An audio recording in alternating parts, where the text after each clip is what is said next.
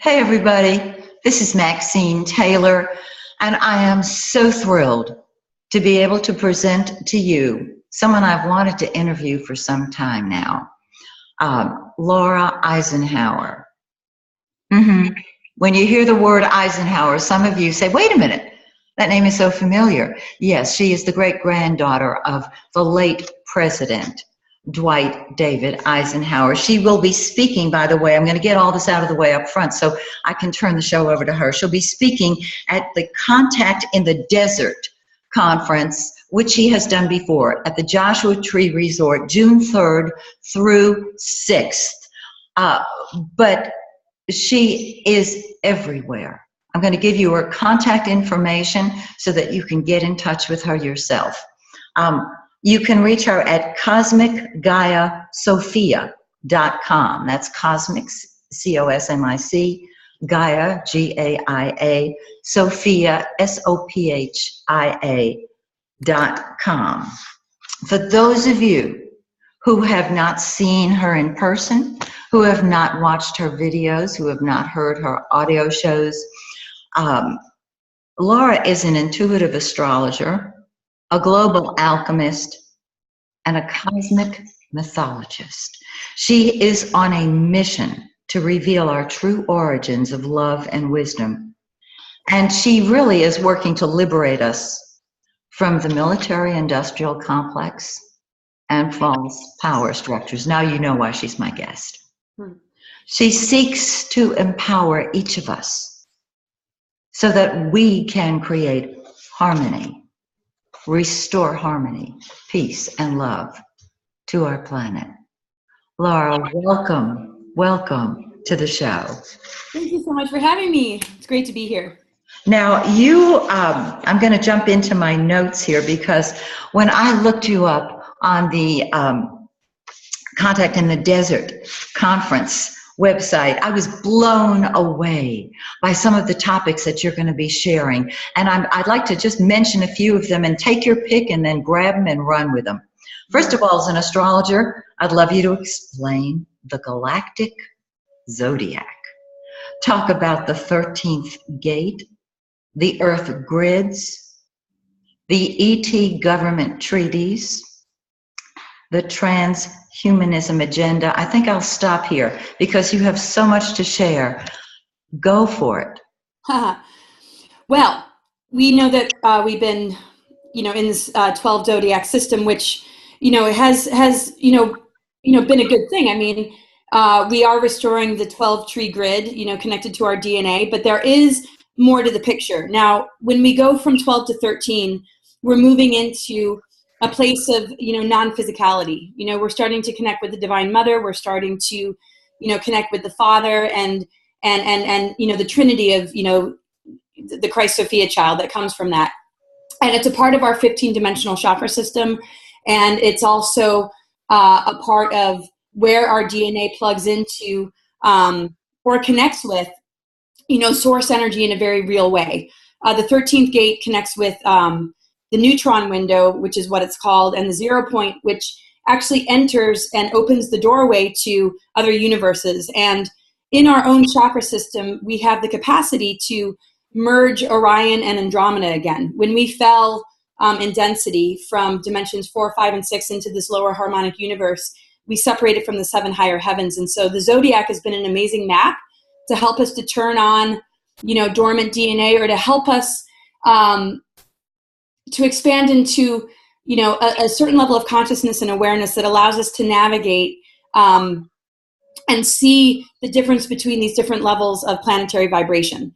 For example, Saturn, can rule things like control and limitation and even a lot of energy blocks and insecurities, but it's also, it takes us on a path of mastery and it can, help us to become incredible teachers, through trial and error. So each planetary body has a different, there's many different levels of that, planetary experience depending on our level of consciousness. And so when we look at the 13th gate, ever since 2010, the 13th sign came on board. So as astrologists, I think we were all like, oh my gosh, what are we going to do now? Like, does that mean that like everything is going to be, we have to, translate and there's going to be like a lot of people that are actually this 13th sign?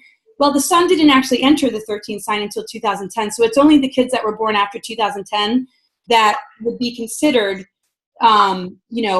holders of that energy. It doesn't mean that we don't have it.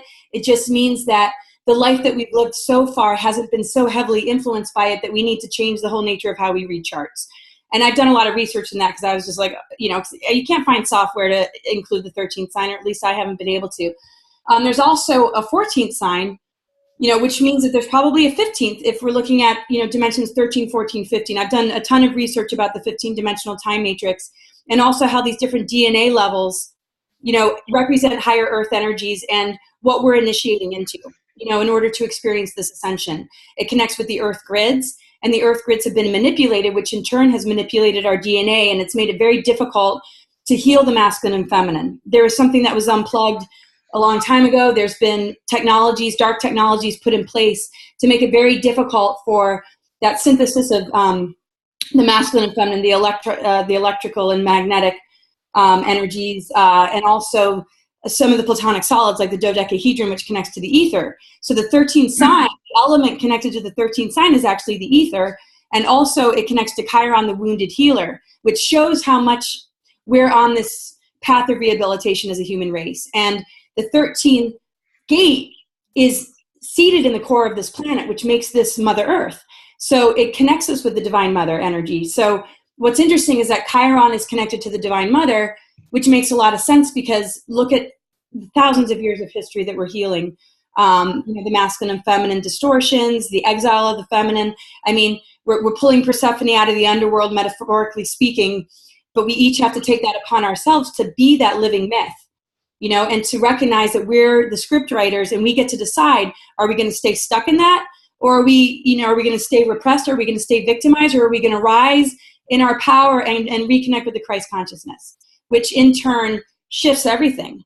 So I think people think ascension is just going to be granted to us, or there's something going to, just come and make this shift happen. But we're the shift. The shift's happening through us, and we need to learn how to go through these initiations, and these planetary bodies, give us, what we need. It's just our culture and society takes advantage of our vulnerability and how difficult it is to handle things like Uranus, which throws us into crisis, and Pluto throws us into, dark night of the soul, and Neptune, takes us into multidimensional levels that we might not be ready for. So, we really need to learn how to work in co-creation with these, outer planets by also getting a grip on, our chakras and how, we've been very infiltrated and very pushed into staying in a sort of a lower chakra mentality with this sort of reward punishment system, and where you get more credibility or more money and fame for who you can take advantage of and what you can exploit versus how much you're supporting the greatest growth of humanity in this ascension time. So it's really up to us to step up to the plate, to live in accordance to natural laws and cosmic laws, to stand in our integrity, and to, divorce forces that do not serve us so that we can experience true love. Because to me, we're in relationship to everything, and we're either going to feel the authenticity and beauty of a genuine, true love relationship with creation, or we're going to get locked into these, archetypal dramas with these sort of false, fallen entities, that keep us in a very fractured place. So, I just really look forward to all of us just being okay with embracing this healing journey together, being open to more transparency, more compassion, and even more of a sense of humor about it, because it's been pretty rough for thousands of years. Yes, it has. Excuse me. Yes, it certainly has. There's so much underlying your wisdom, your information. What I'd love you to do is talk about the control factors that we have been experiencing, and particularly the ET government treaties, and how I know that you have a very strong connection with ETs, for lack of a better word. Please talk about that. Well, we are in a free will universe, and if we go all the way back to the very beginning when we were in the Lyran system, which was a 10, 11, 12 dimensional level, because of free will, we are very vulnerable to things like war and attack, and how power is played with, and it really just ended up being about service to self, service to others, as the law of one understands.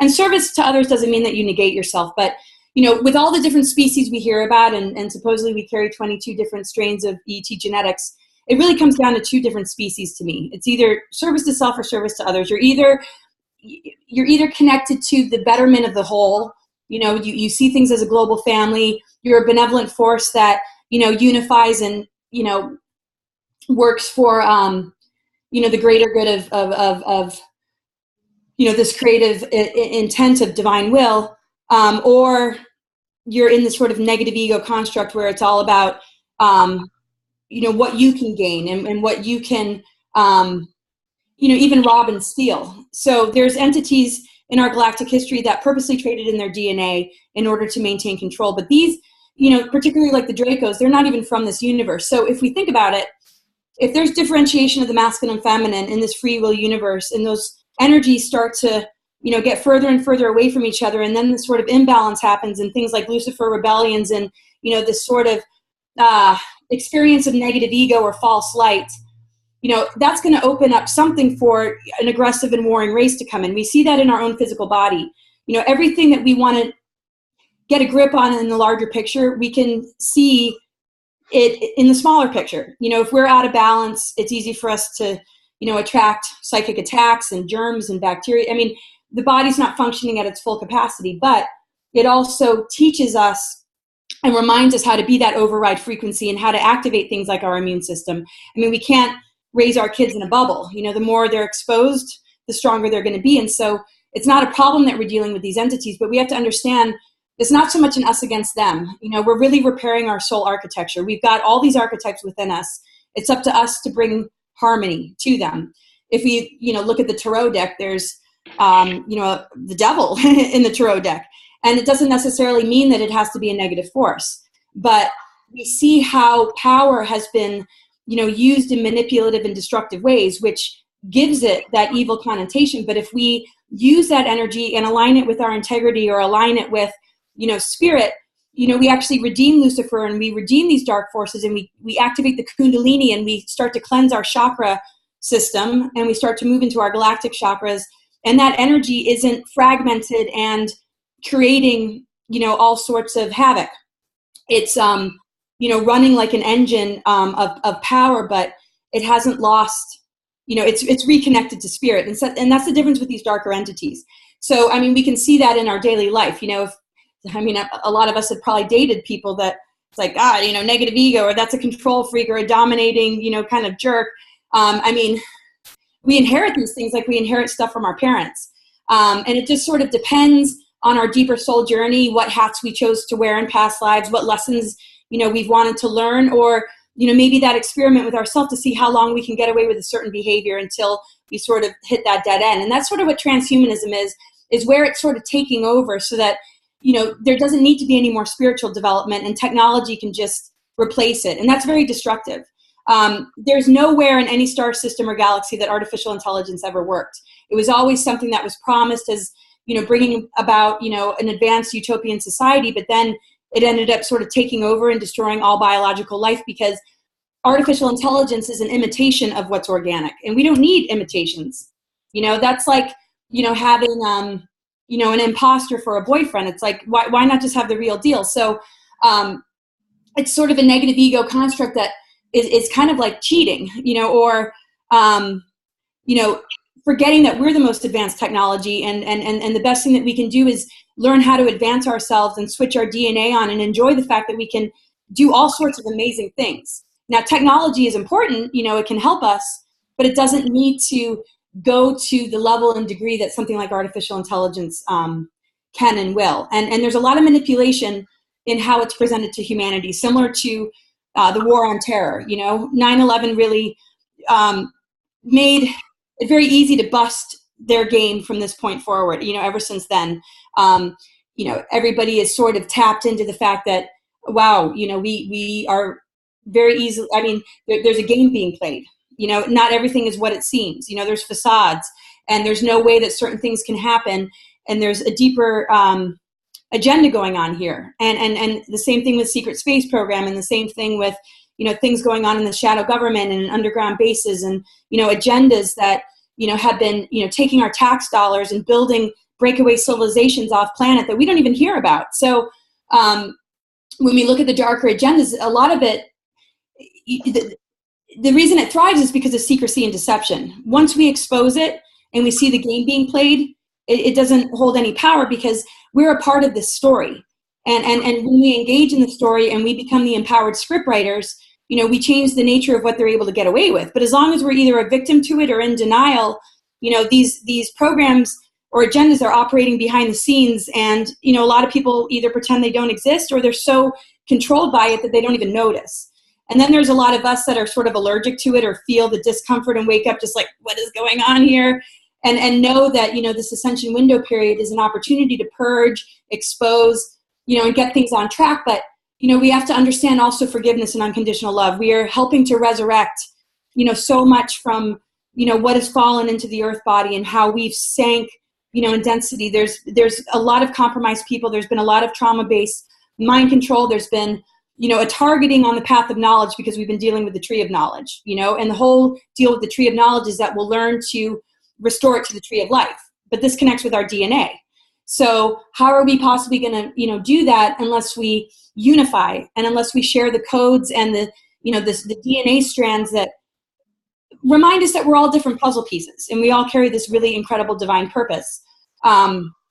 So for us to handle the dark agendas and any form of negativity, we need to purify our own negative ego and take it upon ourselves to heal our elements, our water element. Maybe it's contaminated, maybe, we're depressed, maybe we feel the heaviness of everything. And there's, and it's sort of hard to avoid, going into those layers, because I think it's a pretty healthy response to the desecration of all that sacred. I mean, we're going to have our reactions, and, but what can we do in the face of those reactions, where we can step into our passion and our purpose so that we can actually do something to change it for the better. It's kind of like fear too. We can't make fear go away. It's not a terrible thing. It's just not a destination or a place we want to remain, but we can use it as a tool. So as long as we can use all these different maybe triggers of negativity as a way to expand into something greater, then we won't be in such judgment of our processes, because in a world of duality, we can't look at the sky being sprayed and look at the pollution of waters and not feel some level of sadness. And I think we need to embrace, the healing process by not being in such judgment of it, thinking, oh, well, there's something wrong with us because we're not waking up in a good mood every day. Well, it's like, well, look at the way the world is. There's change we need to, initiate. There's healing and alchemy that we need to be a part of, but we can't do that if we're not really squarely looking at it in the face and allowing ourselves to address it head on. So when we purify the negative ego and we clear like our water element, our air element, our earth element, our fire element, the earth, I believe, responds to us, and that we don't really need to save the planet. The unconditional love of the mother is helping us to see where we're going wrong so that we can make the adjustments we need to make and then move on to something greater. But without seeing that metaphor of, okay, well, the skies are being sprayed, it means that we're dealing with mind control on the planet. The waters are being polluted, and there's radiation. So we're dealing with some element of, that part of us, needing, attention and purification. So we're not at the mercy of all this stuff. We have to realize the greatest conspiracy or targeting is on our creative imagination and how incredibly powerful we are as human vessels that can generate things into the physical and influence reality in a really amazing way. We just have to be very conscious of what our creative energy is attaching itself to. And that's why there's false flags and things in the media, because if we believe it, we enable it. If we energize it and we get like absorbed in it, then all of a sudden the dreams and visions and hopes for the future is taking a back seat. And so, we just have to be very careful. It doesn't mean, that we don't see what's going on in the world or see, the game being played, but we have to understand the game. These aren't real news stories necessarily. We're not dealing with even a climate that is run by what's organic. There's geoengineering, there's chemtrails, there's all this sort of stuff. But when we allow these initiations to happen, we're the consciousness tools that not only opens the stargates to help us to move into these higher dimensional earth energies, we have the ability to exist in higher dimensions and on a very grounded level to be able to alchemize and transmute these assaults. And so you really have to buy into the programming for these things to have an impact. But if you're free of the programming and you are really in touch with your own creative imagination and you embrace your sovereign self, then you're emitting, these powerful light codes and purifying energies into the environment. And it's like the activation of the larger immune system. And we have the power as a human race to not only rise above this, but clear it and be this override frequency similar to the immune system of the body. And we're functioning on a very limited level. And so, as disturbing as it is, nothing can stop spirit. I mean, spirit is the most powerful. And the Venus transits, which the Mayans understood for 26,000 years or so, it's been forming a sacred geometry in the sky. It's been drawing this perfect pentagram. Anybody can Google it and see the sacred geometry that Venus has left in the sky. It's the most beautiful rose this incredible flower. The sacred geometry is just unbelievable that this is the trail that this planetary body has created.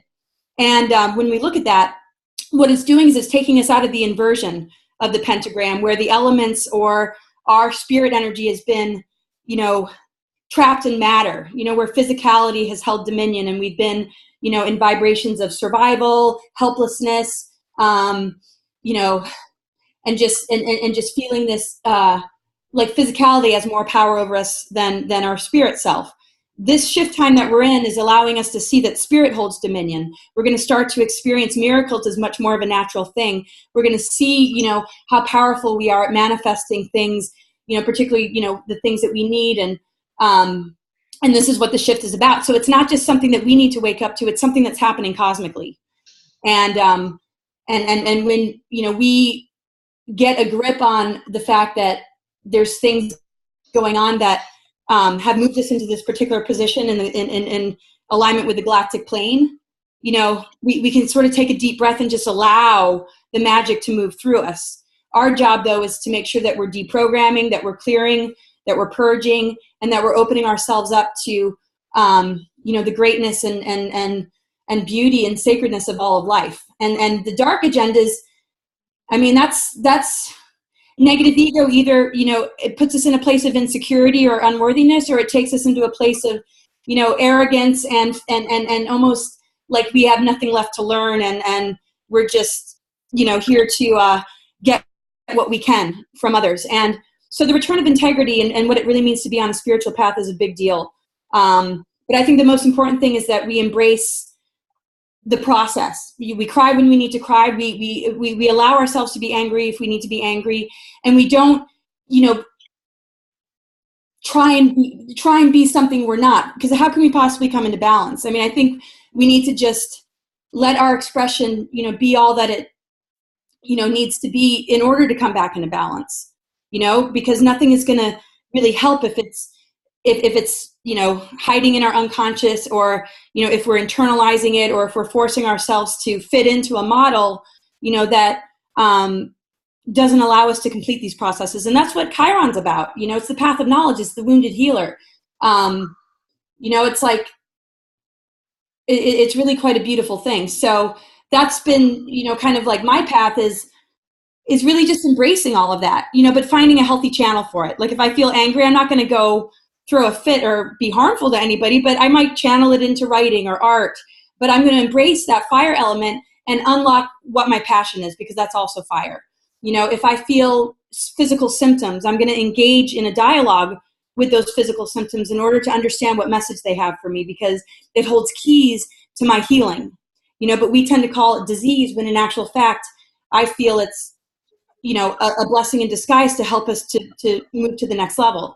If I feel a fogginess in my thoughts, I sort of look at it like washing the dishes. It's like, okay, well, something's accumulated, and, it's time to, put it in the washing machine or the dishwasher and just get the gunk off, whether it's other people's energy that's been thrown at me that I'm holding on to, or old voices of authority, or insults, from childhood. It's like, energetic maintenance and just paying attention, every day and being conscious in every moment is the key. And we are incredible beings that are bringing this ascension in, and each of us, can really find purpose and engage in this process, by just really just being alive, and that's what I like to remind people of.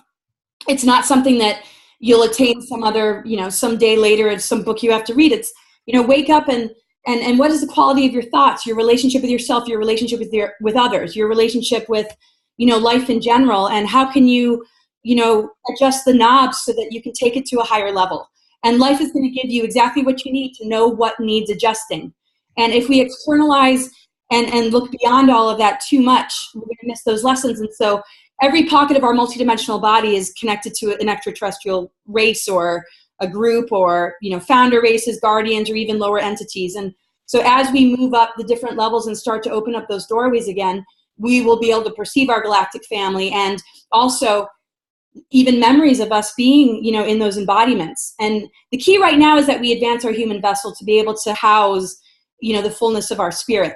But we also have to know that if our physical isn't ready for it, don't go into any fear about it, because as long as your consciousness can move through the gateways, you're going to be fine. Our physical has been through a lot, and it's holding a lot of, DNA damage, and there's a lot to be repaired. So if we look at loved ones and we worry about our health, and we don't feel like we're quite where we should be in this ascension window period, just know that if you hold the consciousness, if you hold the integrity, if you hold the love, if you hold the intent, your physical will catch up. And if it doesn't, there's no true death. And that's, something that we can begin to really embrace, because there should be no fear of death. This window period is also about lifting the veil between life and death. And part of that multidimensional experience is recognizing that those who have transitioned are still with us. And no matter what happens to us, we're on this amazing journey, and, we will continue to journey, and there is no end.